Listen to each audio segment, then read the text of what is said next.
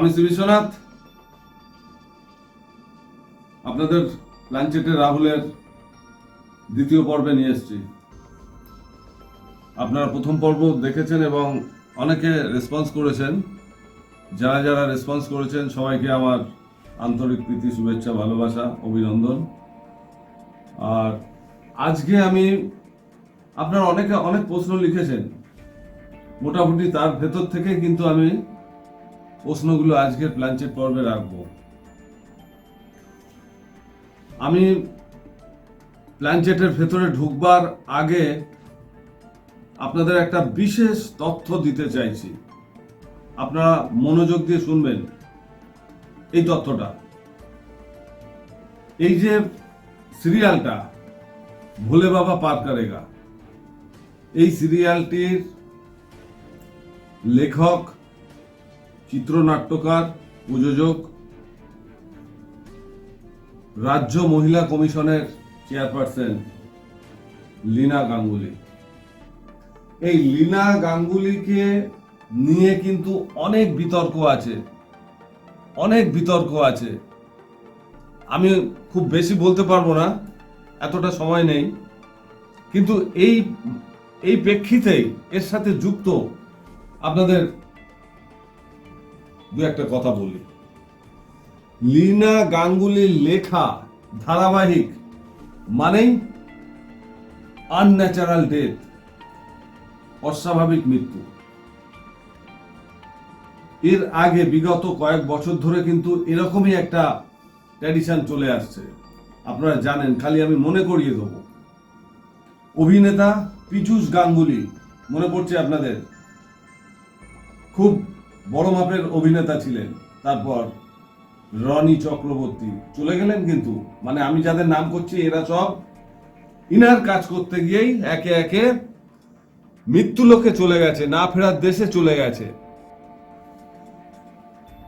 পীযূষ গাঙ্গুলি, চলে গেছেন রনি চক্রবর্তী, চলে গেছেন অভি চ্যাটার্জি, আর এবার চলে গেলেন রাহুল ব্যানার্জি, না ফেরার দেশে।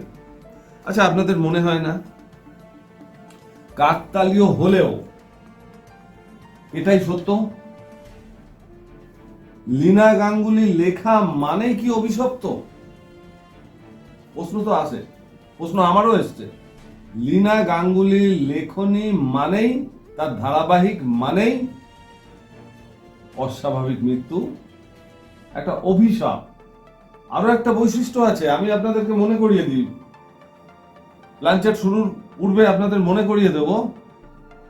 এই যে মৃত চারজন যাদের নাম বললাম, পীযূষ, রনি, অভি এবং রাহুল, দেখুন এদের টাইটেল গুলো সবই কিন্তু একজন গাঙ্গুলি, একজন চক্রবর্তী, একজন চ্যাটার্জি, একজন ব্যানার্জি, মানে ব্রাহ্মণ কুলের চারজনই। একটা কোথায় যেন একটা মেলবন্ধন থাকছে, অদ্ভুত নয় কি? আমার কাছে তো অদ্ভুত লেগেছে। দেখুন, রাহুল মারা গেছে, সেখানে যাই হয়েছে আমরা এখন সেখানে ঢুকবো, কি হবে বা কি উত্তর আসবে আমি জানি না, কিন্তু আমি প্রথমেই যেটা ফিল করেছি সেটা আপনাদের শেয়ার করে নিই। লাইফ সেভিং গার্ড ছিল না ইমার্জেন্সি মেডিকেল টিম, ছিল না কোনো ডক্টর। এইসব ক্ষেত্রে কিন্তু এগুলো থাকা জরুরি, কিন্তু তার কিচ্ছু ছিল না, এগুলোর কিচ্ছু ছিল না।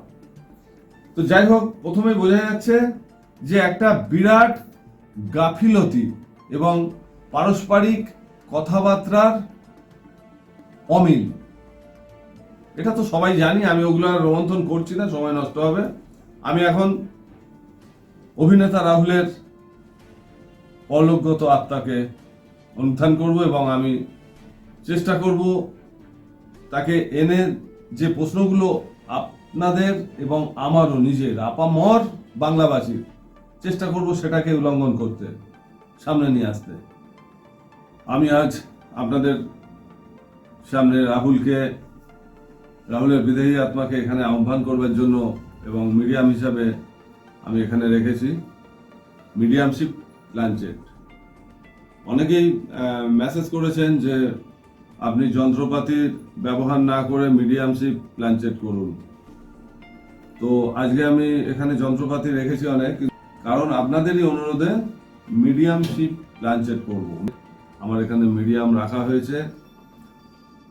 আর আমি এবার কিন্তু আহ্বান করব, অনেক কিছু বলবার, কিন্তু এত কথা বলা ঠিক নয়, তার কারণ আপনাদের ধৈর্যচ্যুতি ঘটবে, আমি সেটা চাইছি না। মেনলি যে জিনিসটা আমি সেখানে হিট করব, চেষ্টা করব সেটাই বার করে আনতে। তো আমি এখন রাহুল ব্যানার্জির অনুধ্যানে মগ্ন হব এবং তাকে সসম্মানে আহ্বান জানাবো।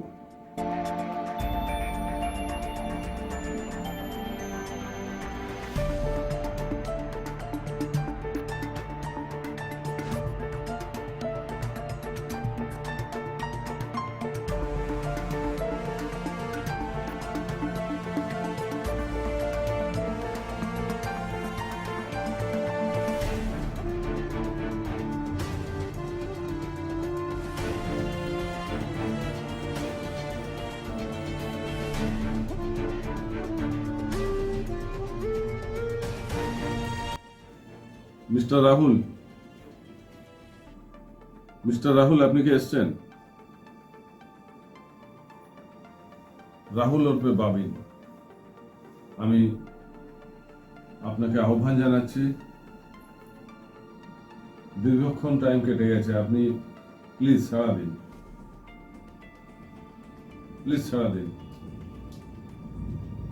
আপনি চলে যাওয়ার পর একগুচ্ছ প্রশ্ন উঠে এসছে এবং ক্রমশ জটিল হচ্ছে আপনার মৃত্যুর রহস্য।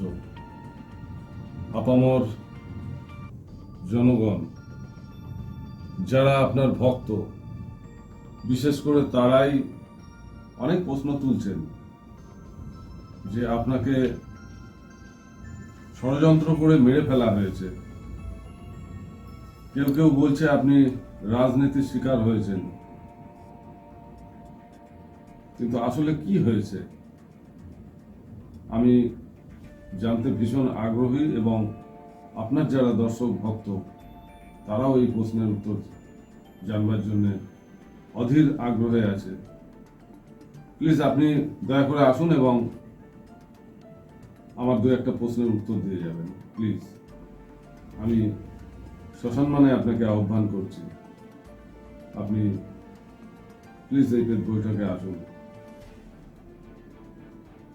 খুব বেশি সময় আপনার নষ্ট করব না, প্লিজ। আপনার আসতে কষ্ট হলেও তবু আমি অনুরোধ করব, সবিনয় অনুরোধ, আপনি আসুন, একটিবার আসুন please. Mister Rahul Banerjee, please. Mister Banerjee, please আসুন।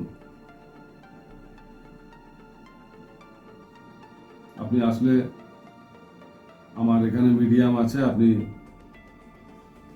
তার শরীর ধারণ করতে পারেন, আপনি তার শরীরটাকে ব্যবহার করতে পারেন, মিডিয়াম আছে। এবং আমি যাতে আপনার অসুবিধা না হয় চেষ্টা করেছি সেরকমই একজনকে মিডিয়াম করতে। প্লিজ মিস্টার রাহুল আসুন, সাদরে অভ্যর্থনা করছি। Please mister Rahul, please. Mister Rahul please আসুন। মিস্টার রাহুল আপনি এসেছেন? মিস্টার রাহুল আপনি এসেছেন? মাই গড, আপনি এসেছেন। আমি ভীষণ কৃতজ্ঞ আপনার, আপনার এই আগমনে। আমি এতটা খুশি হয়েছি আমি আপনাকে বলে বোঝাতে পারবো না, কিন্তু অত্যন্ত দুঃখের একটা ঘটনা, আপনি এভাবে চলে গেলেন। এটা আমাদের বাংলাভাষীর কাছে খুব দুর্ভাগ্যজনক, তার কারণ মাত্র 42 বছর ক্রস করবার পরে আপনার এই না ফেরার দেশে চলে যাওয়া। আচ্ছা, একটা প্রশ্ন খুব জটিল হয়ে উঠেছে, আপনার মৃত্যু কখন হয়েছিল? জলে থাকার সময়, সাগরের জলে, নাকি হাসপাতালে যাওয়ার পথে রাস্তায়, নাকি হাসপাতালে পৌঁছে? এই প্রশ্নের উত্তর সবাই জানতে চাইছে। আপনার মৃত্যু কোথায় হয়েছিল এটা নিয়ে ভীষণ বিভ্রাট সৃষ্টি হয়েছে। অনেকে অনেক কথা বলছে যে আপনি জল থেকে তোলার পরেও আপনি নাকি বেঁচে ছিলেন, আপনি কথা বলেছেন, আপনার সেন্স ছিল, আপনি নড়াচড়া করেছেন, ইত্যাদি ইত্যাদি। প্লিজ প্লিজ মিস্টার রাহুল, বলুন আপনার মৃত্যু কোথায় হয়েছে, মানে আপনি দেহ থেকে আপনি কখন বেরিয়ে গেছিলেন? প্লিজ আপনি বলুন আপনার মৃত্যু কখন হয়েছিল। প্লিজ বলুন mister Rahul. Mister Rahul, mister Rahul, আপনার মৃত্যু কোথায় হয়েছিল এটা জানতে চাইছে লক্ষ লক্ষ আপনার ভক্ত দর্শকরা। আপনার মৃত্যু কোথায় হয়েছিল? জলে যখন আপনি ডুবে যাচ্ছিলেন তখন মৃত্যু হয়েছে, নাকি আপনাকে নিয়ে যখন হাসপাতালে যাওয়া হচ্ছিল সেই সময় পথে মৃত্যু হয়েছে, নাকি হাসপাতালে পৌঁছে মৃত্যু হয়েছে? নানান রকম কথা উঠেছে। প্লিজ প্লিজ মিস্টার রাহুল, বলুন কোথায় মৃত্যু হয়েছে আপনার, কোথায় মৃত্যু হয়েছে? প্লিজ। হাসপাতালে যাওয়ার পথে,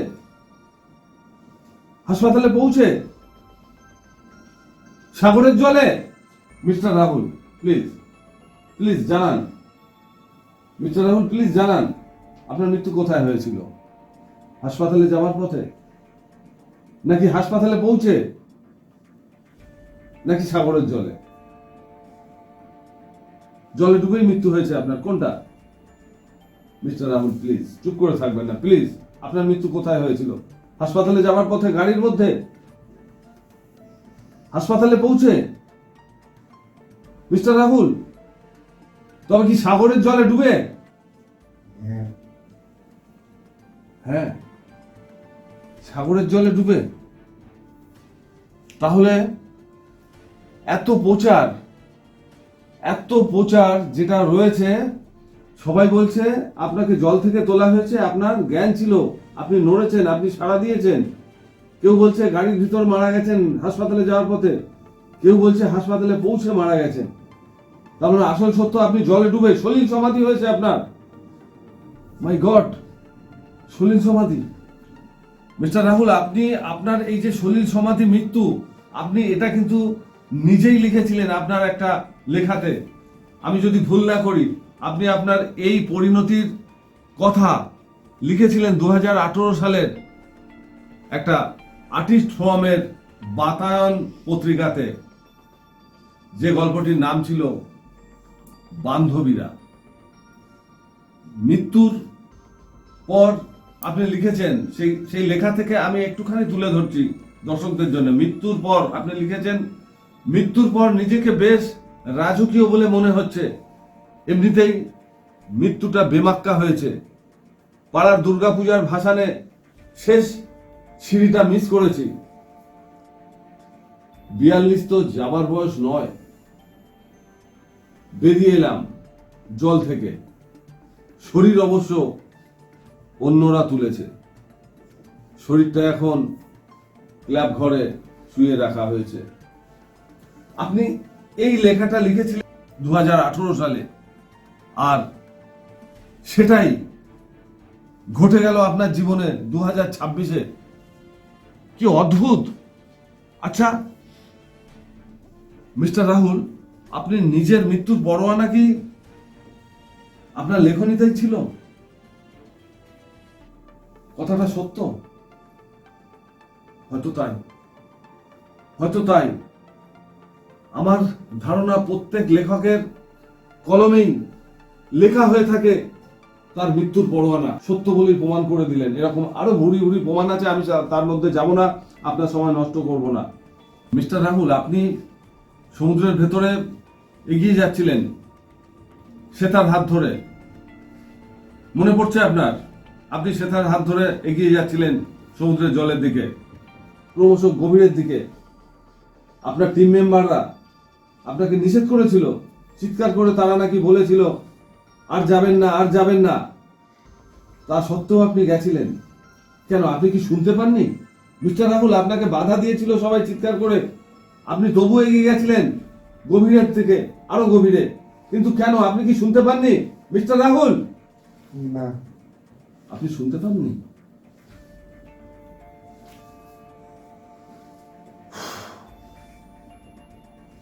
একটা মানে কি বলবো, আমি জানি না এই জ্বর ছাড়াবে কত সময় লাগবে এই জ্বর ছাড়াতে, যে প্রশ্নগুলো একের পর এক উঠে এসছে। একাধিক পরস্পর বিরোধী কথা কিন্তু উঠে এসছে, অনেক অনেক। কোনটা ঠিক?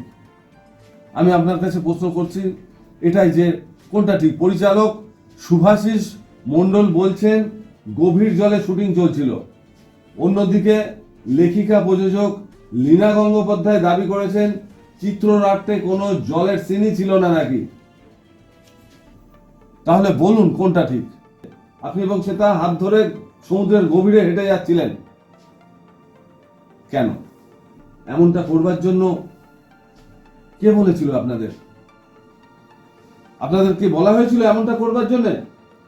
মিস্টার রাহুল, আপনারা গভীর সমুদ্রে হেঁটে যাচ্ছিলেন দুজনে, কেন? আপনাদের কি বলা হয়েছিল যে আপনারা গভীর সমুদ্রে হেঁটে যান? বলা হয়েছিল? হ্যাঁ। হ্যাঁ হ্যাঁ, অদ্ভুত। এই প্রশ্নগুলোই কিন্তু ঘুরে বেড়াচ্ছে। লীনা বলছেন গভীর জলের দৃশ্য চিত্রনাট্যে ছিল না। আচ্ছা, কে বলেছিল আপনাকে গভীর জলে যেতে? পরিচালক শুভাশিস মণ্ডল?